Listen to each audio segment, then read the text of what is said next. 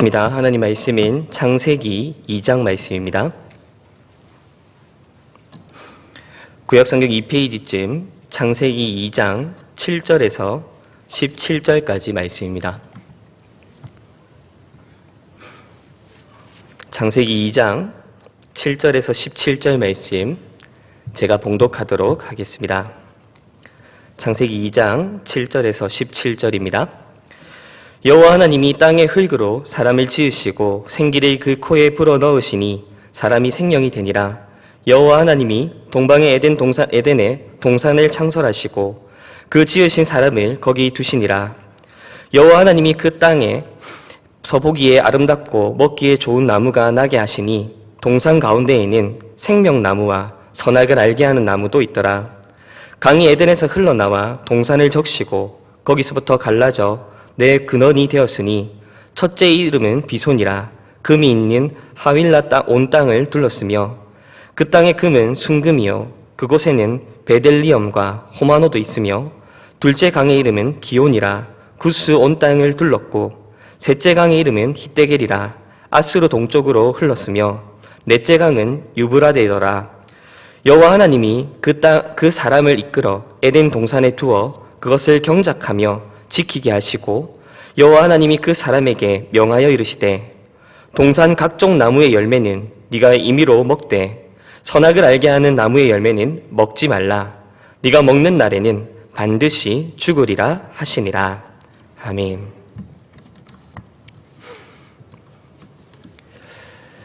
우리 코로나 바이러스가 우리 삶에 큰 변화를 가져오기 시작한 지도 이제 어느덧 1년하고도 6개월이 지나가고 있습니다. 이제 마스크 착용과 손 소독, 그리고 발열 체크, 사회적 거리 두기 등과 같은 이런 것들은 이제 우리에게 너무나도 당연한 일상이 되었습니다.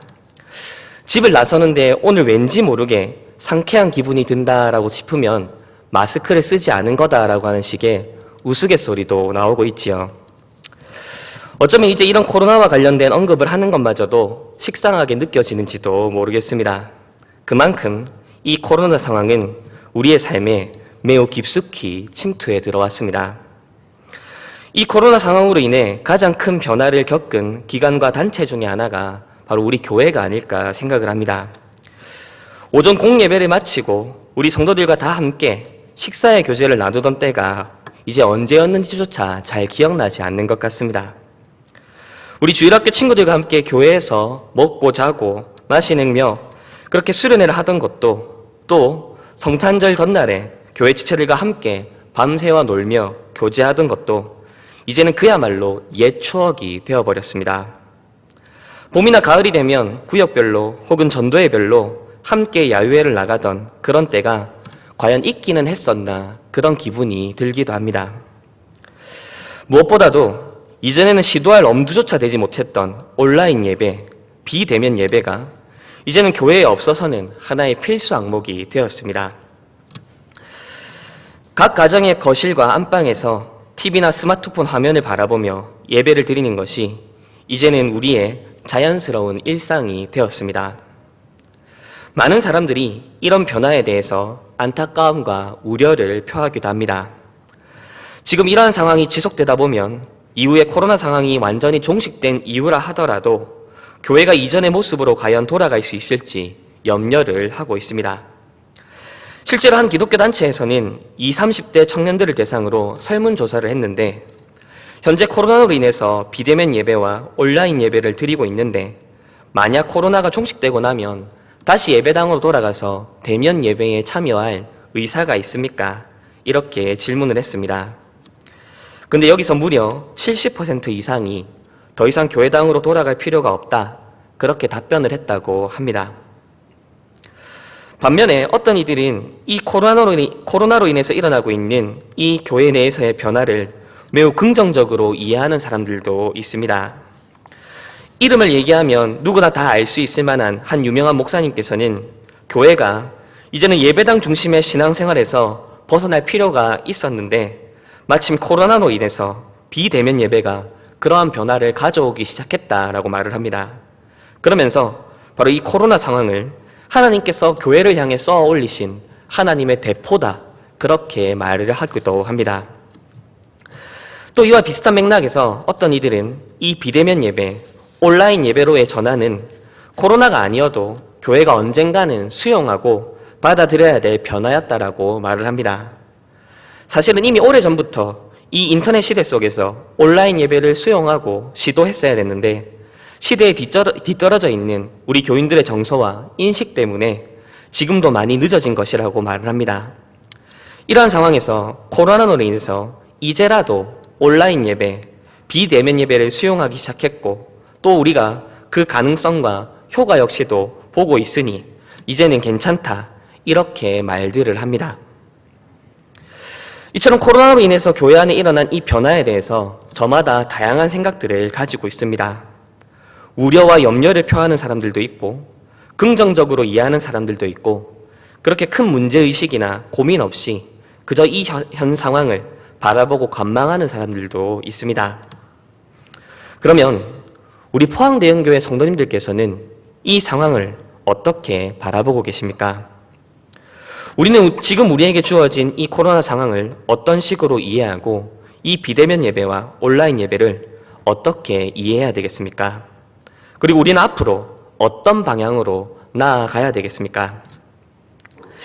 사실 오늘 설교의 주제는 세례와 성찬입니다. 즉 성례에 관한 것인데요. 따라서 성례란 무엇인가라고 하는 그런 내용들을 다루게 될 것입니다.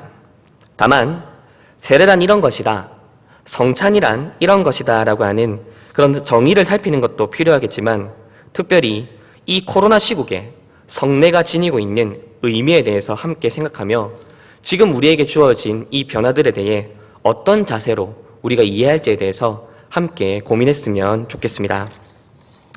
우선 성례가 무엇인지에 대해서부터 살펴보겠습니다. 간혹 성례를 성찬과 세례라고 하는 이 말에 성찬의 앞글자와 세례의 뒷글자를 따서 합친말로 이해하는 경우가 있는데 그건 아닙니다. 성례라고 하는 말은 라틴어로 사크라멘툼, 그리고 영어로는 사크라멘트라고 부르는데 이 용어만 보더라도 세례를 의미하는 바티즘과 그리고 성찬을 의미하는 로드스 서퍼라고 하는 말에 합친 말은 아니라는 것을 알 수 있지요. 그럼 이 성례란 무엇입니까? 이것에 대해서 우리 소유리문답 92문이 이렇게 정의를 내리고 있는데 우리 소유리문답 92문을 제가 질문 읽으면 우리 성도님들께서 답을 읽어주시길 부탁드립니다. 92문, 성례는 무엇입니까?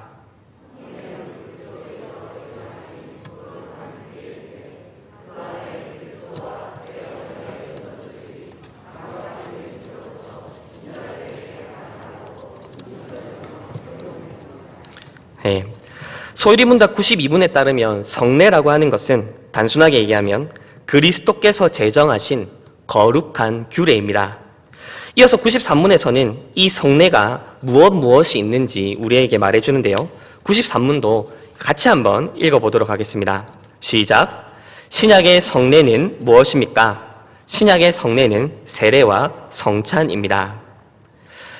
소유리문답은 그리스도께서 우리를 위해 제정해 주신 규례로서의 성례가 두 가지가 있다라고 말을 합니다. 바로 세례와 성찬입니다. 정리를 해보면 성례라고 하는 것은 그리스도께서 제정하신 규례라고 하는 것을 지칭하는 신학적 용어입니다. 그리고 이 성례는 두 가지가 있는데 하나가 세례이고 하나가 성찬입니다. 우리 그런데 여기서 잠시 다시 한번 소유리문답 92문 내용을 보면 좋겠는데요. 성례란 무엇인가 라고 하는 이 질문에 대해서 소유리문답은 단순한 정의로는 그리스도께서 우리에게 제정해 주신 거룩한 규례다라고 말을 해주고 있습니다. 그런데 소유리문답은 우리에게 이런 단순한 정의를 내려주는 것으로 그치지 않고 이 거룩한 규례가 우리에게 적용되는 방식에 대해서도 말을 해주고 있는데요. 그 방식은 우리 강조 표시가 되어 있는 바와 같이 감각적인 표를 통해서 우리에게 주어진다라고 하는 것입니다. 성례가 감각적인 표를 통해 우리에게 나타나고 인쳐지며 적용된다라고 말을 하고 있습니다. 그렇다면 이때 이 감각적인 표라고 하는 이 말의 의미는 무엇일까요? 우리가 잘 알듯이 세례를 베풀 때에 세례의 집례자들은 물이라고 하는 표를 사용합니다. 성부와 성자와 성령의 이름으로 세례를 베풀 때에 물을 그 세례를 받는 자의 머리 위에 뿌리거나 혹은 붓는 것, 심지어는 물에 완전히 담그는 것을 통해서 세례를 베풉니다. 또 성찬을 베풀 때에는 성찬의 집례자들이 떡과 포도주라고 하는 표를 사용합니다. 떡을 떼서 나누어 주고 포도주가 든 잔을 나눠주는 것을 통해 성도들이 그것을 받아서 먹고 마시도록 하는 것을 통해 성찬을 베푸는 것이지요. 그리고 또 바로 이때 사용되는 물, 그리고 떡과 포도주가 바로 감각적인 표들입니다. 이것들을 감각적인 표라고 부르는 것은 바로 이것들이 우리 눈으로 볼 수 있고 손으로 만질 수 있는 것들이기 때문입니다. 떡과 포도주 같은 경우에는 볼 수 있고 만질 수 있을 뿐만 아니라 우리가 먹을 수 있고 마실 수 있기까지 하지요. 이렇게 우리의 육체가 감각할 수 있는 물질을 통해서 우리에게 나타나고 인쳐지고 적용되기 때문에 성례에 쓰이는 이 물질들을 향하여 감각적인 표다, 그렇게 말을 하는 것입니다. 자, 그런데 이쯤 되면 우리에게 한 가지 질문이 생깁니다. 그것은 왜 예수님께서는 성례를 이런 은혜의 방편으로 마련해 주신 것일까요? 왜 성례를 제정하시면서 이런 감각적인 표들을 사용하도록 우리에게 말씀하신 것입니까? 왜 예수님께서는 그저 말씀만으로, 설교만으로 충분하다, 그렇게 정해주지 않으신 걸까요? 왜 예수님께서는 물, 떡, 포도주라고 하는 이런 감각적인 물질들을 통해서 우리에게 은혜를 공급하려 하시는 것입니까? 그 이유를 우리는 오늘 우리가 읽었던 창세기 본문을 통해서 어느 정도 그 근거를 확인할 수 있을 것 같은데요. 우선 오늘 본문 창세기 2장 7절 말씀이 이렇게 말을 하고 있습니다. 창세기 2장 7절 말씀인데요. 여호와 하나님이 땅의 흙으로 사람을 지으시고 생기를 그 코에 불어넣으시니 사람이 생명이 되니라. 이 구절은 하나님께서 사람을 어떻게 창조하셨는지 우리에게 보여주는데, 여기서 우리는 크게 두 가지 사실을 확인할 수 있습니다. 첫째, 하나님께서는 사람을 흙으로 지으셨다. 둘째, 하나님께서는 사람에게 생기를 불어넣으셨다. 하나님께서 사람을 흙으로 지으셨다라고 하는 이 말의 의미는 무엇이겠습니까? 그것은 사람이 하나님과는 달리 물질을 통해 이루어진 몸이라고 하는 그 몸을 지닌 존재라는 의미입니다. 사람은 몸을 지닌 피조물로서 영이신 창조주 하나님과는 구분되는 존재입니다. 이어서 다음으로 하나님께서 사람에게 생기를 불어넣으셨다라고 하는 이 말의 의미는 무엇이겠습니까? 이것은 하나님이 사람을 그저 단순한 물질적인 존재, 몸만 지닌 존재로 내버려 두지 않으셨다는 것을 의미합니다. 하나님께서는 사람이 하나님과 더불어 교제를 나눌 수 있도록 하시기 위해서 그에게 생기, 곧 하나님의 숨결을 불어넣으셨습니다. 그렇게 사람은 몸을 지니고 있지만 동시에 하나님께서 불어넣으신 그 숨결을 통해서 이제 하나님과 교제할 수 있는 그런 존재가 되었습니다. 이때 교회에서는 일반적으로 사람이 흙으로 지음받았다라고 하는 이 사실보다는 사람에게 하나님께서 생기를 불어넣으셨다라고 하는 이 사실을 강조를 두어서 이야기합니다. 그렇게 사람이 단순히 몸과 육체만 지닌 존재가 아니라 영적인 존재라는 것을 강조하는 것이죠. 사람이 육체적 필요만을 채우는 것이 전부가 아니라 영적인 필요 역시 채워야 한다는 것을 말해줍니다. 소위 사람이 떡으로만 살 것이 아니요 하나님으로부터 나오는 말씀으로 살 것이니라 라고 하는 이 말씀도 바로 이런 강조들을 우리에게 지지해 주는 것 같습니다. 그런데 이러한 상황 속에서 우리가 한 가지 잊고 지내는 것이 있습니다. 그것은 우리가 여전히 몸을 지닌 존재, 육체를 지닌 존재라는 사실입니다. 이것을 조금 다르게 표현해 볼까요? 우리는 그저 우리가 지닌 영혼을 통해서만 하나님을 알고 믿게 되는 그런 존재가 아닙니다. 우리는 우리의 육체적인 감각을 통해서도 하나님을 알며 믿으며 또한 하나님을 섬기며 나아가는 그런 존재들입니다. 하나님께서는 사람을 그저 영혼만 지닌 그런 존재로 창조하지 않으셨습니다. 하나님께서는 사람을 흙으로, 즉 물질적인 몸을 지닌 존재로 창조하셨습니다. 그렇게 사람은 단순히 영혼을 통해서뿐만 아니라 몸을 통해서도 하나님을 알아가며 하나님과 교제하며 하나님께로부터 주어지는 은혜를 공급받는 것이지요. 그 예를 오늘 본문 15절 10에서부터 17절 말씀을 통해 확인할 수 있는데요. 창세기 2장 15절에서 17절 말씀을 우리 같이 한번 읽어보도록 하겠습니다. 창세기 2장 15절에서 17절입니다. 여호와 하나님이 그 사람을 이끌어 에덴 동산에 두어 그것을 경작하게 지키게 하시고 여호와 하나님이 그 사람에게 명하여 이르시되 동산 각종 나무의 열매는 네가 임의로 먹되 선악을 알게 하는 나무의 열매는 먹지 말라. 네가 먹는 날에는 반드시 죽으리라 하시니라. 아멘. 많은 사람들이 대부분 이 구절을 읽으면서 소위 선악과 명령에만 주목하는 경향이 있습니다. 물론 여기서 가장 중요한 내용이 바로 그 내용이긴 합니다. 그러나 지금 읽은 이 구절을 통해서 우리는 다른 몇 가지 사실들도 확인할 수 있는데, 먼저는 하나님께서는 사람을 창조하시고 그에게 동산을 경작하도록 명령하셨습니다. 육체를 통한 노동을 명령하신 것이지요. 둘째로 하나님께서는 동산에 있는 각종 나무의 열매를 사람이 임의대로 먹도록 명령하셨습니다. 나무의 열매들을 입을 통해 먹으라는 사실이지요. 이 당시의 사람, 즉 타락적 인간은 하나님을 알아가고 하나님과 교제를 나누는 그 일에 영혼과 육체의 활동을 따로 구분하지 않았습니다. 이때 당시 사람은 그야말로 전 인격을 통해서 하나님을 알아가고 하나님과 교제했고 하나님의 뜻에 순종하는 그런 존재였습니다. 바로 이것이 타락 전 하나님께서 창조하신 인간의 모습입니다. 그리고 우리는 여기서 예수 그리스도께서 성례를 제정하시는 그 과정에서 감각적인 표를 사용하시는 그 이유, 즉 물과 떡과 포도주라고 하는 물질을 사용하신 이유를 생각해 볼 수 있습니다. 그것은 사람이라고 하는 존재가 처음부터 영혼뿐만 아니라 육체를 지닌 존재로 지음받았기 때문입니다. 우리 하나님은 우리의 영혼뿐만 아니라 우리의 육체를 지으신 하나님이십니다. 우리 예수님은 우리의 영혼의 구속자이실 뿐만 아니라 우리 몸의 구속자이십니다. 우리는 예수님을 믿고 죽어서 우리의 영혼만 천국에 가는 것을 믿고 고백하는 자들이 아니지요. 우리는 우리의 영혼과 함께 우리의 몸의 부활 역시도 믿음으로 고백하는 자들입니다. 그리고 우리는 바로 이 사실을 성례를 통해서 확인받고 고백합니다.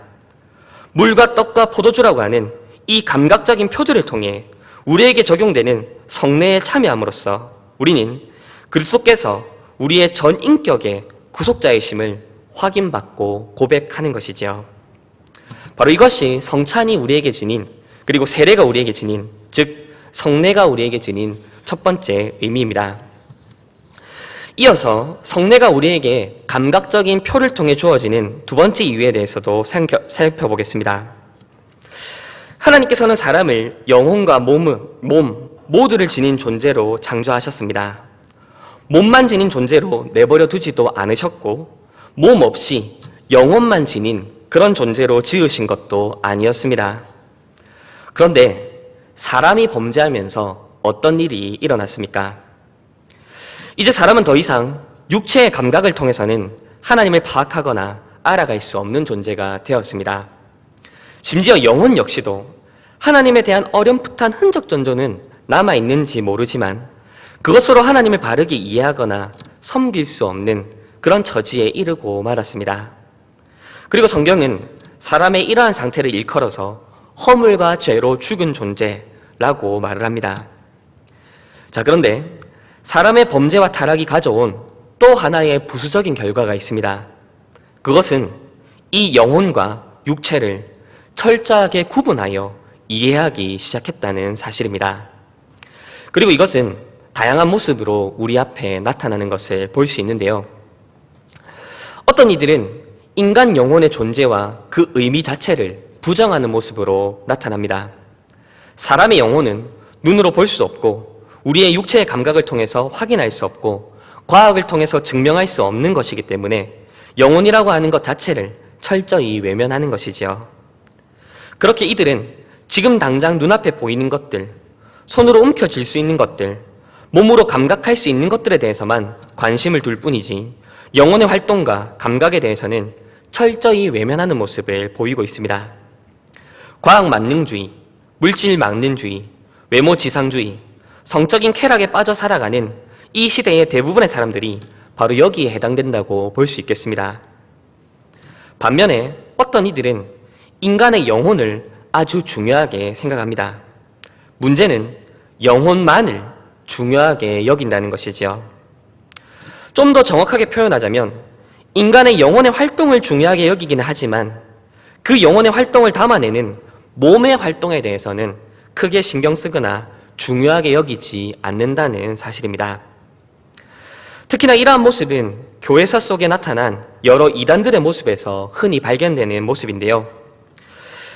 가장 대표적인 자들이 우리 성도님들께서도 한 번쯤 들어보셨을 영지주의라고 하는 이단들의 모습입니다.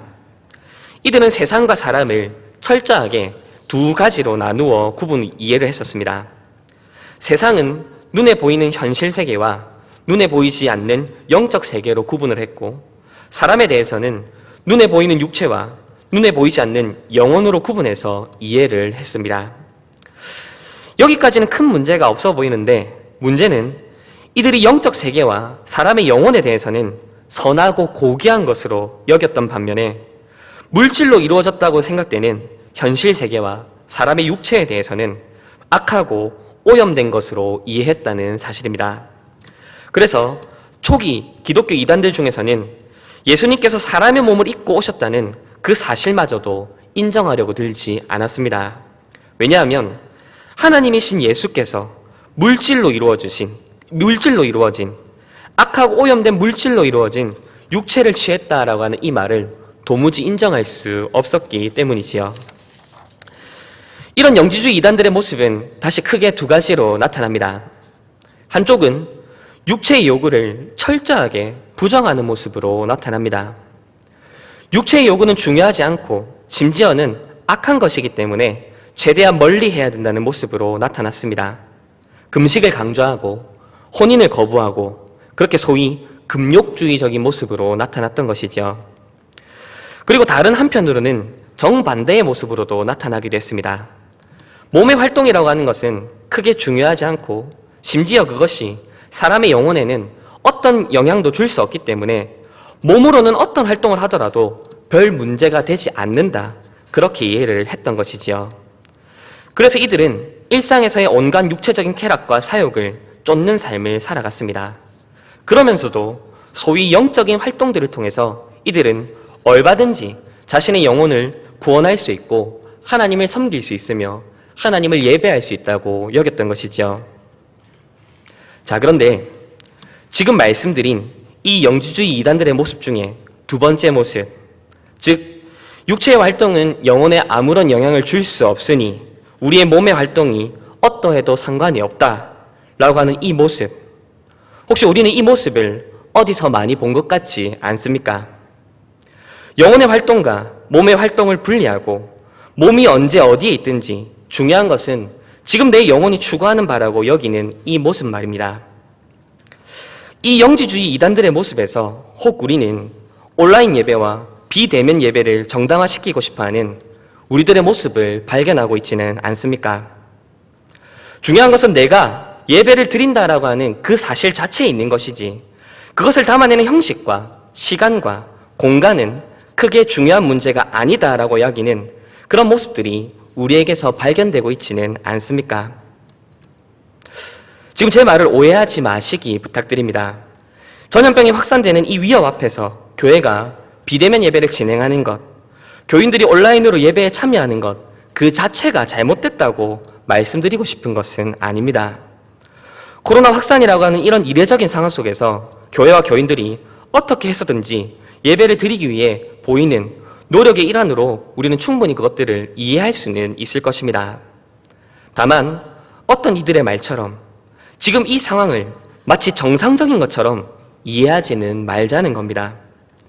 비대면 예배와 온라인 예배를 정당한 것으로 여기지는 말자는 것이지요. 비대면 온라인 예배로의 전환이 마치 이 시대의 요구에 발맞추어 나아가는 매우 진취적이고 열려있는 교회의 모습인 것 마냥 생각하지는 말자는 겁니다. 지금은 안타까움을 느껴야 할 때입니다. 지금은 마음의 불편함을 느껴야 할 때입니다. 만약 우리가 지금 이 상황을 정상으로 여긴다면, 그리고 만약 우리가 지금 이 상황을 정당화시키려고 한다면, 우리는 지금 이 현실을 편리하게 여기고 있다면 어쩜 우리는 우리의 신앙이 저 영지주의자 이단들과 닮아 있는 것이라고 이해해도 무방할 것입니다. 이러한 때에 예수님께서 제정해 주신 규례로서의 성례는 우리에게 어떤 의미로 다가옵니까? 감각적인 표로서 우리에게 나타나고 인쳐지며 적용되는 이 성례는 지금 우리에게 무엇을 말해주고 있습니까? 바로 우리의 영혼뿐만 아니라 우리의 몸도 함께 하나님의 은혜를 누리고 공급받아야 되며 하나님을 섬겨야 된다는 것을 우리에게 말해주고 있습니다. 듣는 말씀인 설교를 통해서뿐만 아니라 보이는 말씀, 만지는 말씀, 먹는 말씀인 세례와 성찬을 통해 참여하는 것을 통해 우리의 전 인격으로 하나님의 은혜를 받고 먹고 씹고 맛보고 누려야 된다는 것을 성례가 우리에게 역설하고 있습니다. 그리스도께서는 당신께서 이루신 모든 공로와 그 의를 공급하시는 은혜의 방편으로서 우리에게 설교만 주시지 않았습니다. 그리스도께서는 예수 안에 있는 모든 은덕들을 우리가 누릴 수 있도록 하시기 위해서 성례를 제정하시고 또한 그것을 시행하도록 명령하셨습니다. 안타까운 것은 코로나로 인해서 이 성례의 집례가 제대로 이루어지기 어려운 상황이라는 사실입니다. 성찬의 떡과 포도주를 먹고 마시는 일이 매우 어려워졌다는 사실이지요. 우리의 몸의 감각을 통해 그리스도께서 우리에게 베푸시는 은혜를 먹고 마시고 맛보며 그 생명을 공급받아 누리는 이 일이 이제는 너무나도 어려워졌다는 사실입니다. 이것을 다르게 표현해 볼까요? 성례는 코로나로 인해서 비대면 온라인 예배를 드리게 된 이 현실이 얼마나 심각한지를 우리에게 말해주고 있습니다. 성례는 지금 우리가 어쩔 수 없이 드리는 이 온라인 예배가 결코 정당한 것으로 여겨질 수는 없다는 것을 우리에게 말해주고 있습니다. 성례는 그리스도의 은혜가 우리의 몸의 감각을 통해서 나타나고 인쳐지며 적용되지 못하도록 하는 이 현실이 얼마나 안타까우며 얼마나 애통에 마땅한 상황인지 우리에게 말을 해주고 있습니다. 성례를 귀하게 여기는 자는 결코 비대면 온라인 예배를 정당한 것으로 받아들일 수는 없습니다. 성례를 은혜의 방편으로 여기는 자는 그 은혜의 방편이 온전하게 시행되지 못하는 지금의 이 현실을 안타까워하며 슬퍼합니다. 성례가 적용되는 방식을 이해하는 자들은 우리의 영혼과 몸을 분리시키는 이 현실을 극복하기 위해서 계속해서 분투할 것이고 애쓸 것이며 노력할 것입니다. 이제 말씀을 맺겠습니다. 오늘 우리는 성례가 우리에게 적용되는 방식에 대해서 살펴보았습니다. 그리스도께서는 우리에게 성례를 통해 은혜를 베푸실 때에 물과 떡과 포도주라고 하는 이 감각적인 표들을 통해 우리에게 은혜를 공급하십니다. 그리스도께서는 우리에게 설교만 주시지 않고 성례라고 하는 이 은혜의 방편을 시행하도록 명령하셨습니다. 우리는 이 성례에 참여하는 것을 통해 우리가 영혼만 지닌 존재가 아니라 육체를 지닌 존재임을 확인받고 고백합니다. 우리는 이 성찬에 참여하는 것을 통해 우리의 소망이 우리 영혼의 구원뿐만 아니라 우리 몸의 부활에도 있다는 것을 고백합니다. 단순히 이성적 작업을 통해서가 아니라 우리의 몸이 지닌 감각을 통해서 그것들을 받고 그것들을 누리며 그것들을 느끼는 것이지요. 코로나 상황과 이 비대면 예배는 우리로 하여금 성례에 참여하지 못하도록 만들고 있습니다. 성례를 통해 우리에게 나타나고 인쳐지며 적용되는 그 그리스도의 은혜를 누리지 못하도록 만들고 있습니다. 또한 예배에 있어서 시간과 공간이 아무런 의미가 없다고 여기도록 만들고 있습니다. 예배드리는 우리의 몸이 어떤 공간, 어떤 자세, 어떤 태도를 취하고 있든지 하등 문제가 되지 않는다. 그렇게 여기도록 만드는 것이지요. 그렇게 우리도 모르는 사이에 우리의 생각과 의식이, 우리의 영혼의 활동과 몸의 활동이 따로 놀아도 아무 문제가 없다고 여기는 영지주의에 가까워지고 있는 것일지도 모르는 것이죠. 이러한 때의 성례는 우리가 몸을 지닌 존재임을 분명하게 확인시켜줍니다. 성례가 베풀어지고 공급되는 그 수단인 감각적인 표를 통해서 우리의 지성과 우리의 이성뿐 아니라 우리의 몸도 하나님의 은혜를 받고 경험합니다. 그렇게 우리의 전인, 우리의 몸과 영혼 모두가 하나님의 은혜의 돌보심과 공급이 필요하다는 것을 우리는 이 성례를 통해서 확인받고 고백하며 그 생명을 공급받아 나아가는 것이죠. 아무쪼록 이 성례를 통해 공급하시는 이 하나님의 은혜를 사모하는 우리 포항대형교회 성도님들 되시길 부탁드립니다. 이 성례를 시행하지 못하고 참여하지 못하도록 만드는 이 현실에 대해서 안타까움을 느끼는 우리가 되면 좋겠습니다. 무엇보다도 다시 세례를 베풀며 성찬을 시행하며 그렇게 그리스도께서 우리에게 은혜를 베푸시고 그 베푸신 은혜를 보고 만지고 먹고 맛보며 그렇게 마시는 가운데 마시는 날이 다시 돌아올 것을 기대하며 소망 가운데 그 날을 바라보는 저와 우리 성도님들 되시기를, 그리고 우리 언약의 자녀들 되시기를 우리 주님의 이름으로 축원드립니다.